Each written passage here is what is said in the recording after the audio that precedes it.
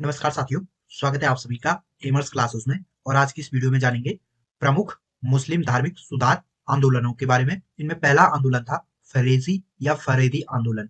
यह वर्ष 1804 में प्रारंभ हुआ था तथा इसका केंद्र फरीदपुर बंगाल में था। इसके संस्थापक हाजी शरीयतुल्लाह और दादू मियां थे। इसका उद्देश्य था एकेश्वरवाद पर जोर देना तथा गैर इस्लामी सामाजिक परंपराओं तथा धार्मिक कर्मकांडों और प्रथाओं से मुस्लिम समाज को अलग करना।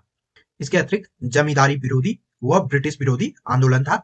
दूसरा आंदोलन था तायूनी आंदोलन। यह वर्ष 1839 में प्रारंभ हुआ था तथा इसका केंद्र ढाका था। इसके संस्थापक करामत अली जौनपुरी थे तथा इस आंदोलन का उद्देश्य फरेजी आंदोलन का विरोध करना था और ब्रिटिश राज का समर्थन करना था।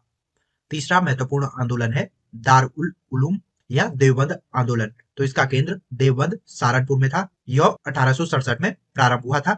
इसका केंद्र देवबंद सहारनपुर में था तथा इसको प्रारंभ करने का श्रेय मोहम्मद कासिम नौनकवी और रशीद अहमद गंगोई को जाता है। इस आंदोलन का उद्देश्य भारतीय मुसलमानों की आध्यात्मिक और नैतिक स्थितियों में सुधार लाना तथा भारतीय राष्ट्रीय कांग्रेस का समर्थन करना था। यह आंदोलन अलीगढ़ आंदोलन के समर्थकों का विरोधी था। चौथा आंदोलन है अलीगढ़ आंदोलन। इसकी शुरुआत 1875 में हुई थी तथा इसका केंद्र अलीगढ़ था तथा इसके संस्थापक सर सैयद अहमद खां थे।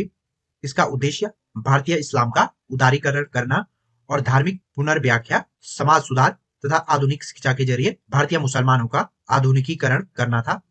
अगला महत्वपूर्ण आंदोलन है अहमदिया आंदोलन।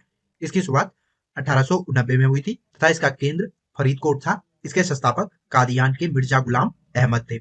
यह आंदोलन सार्वभौमिक मानवतावादी धर्म में विश्वास करता था तथा इसका उद्देश्य इस्लामिक कट्टरता को दूर करना और भारतीय मुसलमानों में पश्चिमी उदारवादी शिक्षा का विरोध करना था। अगला आंदोलन है नदवातल उलेमा आंदोलन। इसकी शुरुआत 1894 में हुई थी तथा इसका केंद्र लखनऊ में था। इसके संस्थापक शिबली नुमानी थे तथा इसका उद्देश्य परंपरागत इस्लामी शिक्षा प्रणाली में सुधार करना और हिंदू मुस्लिम एकता पर जोर देना था। इसके अतिरिक्त इसका उद्देश्य भारतीय मुसलमानों में राष्ट्रवाद की भावना को बढ़ाना था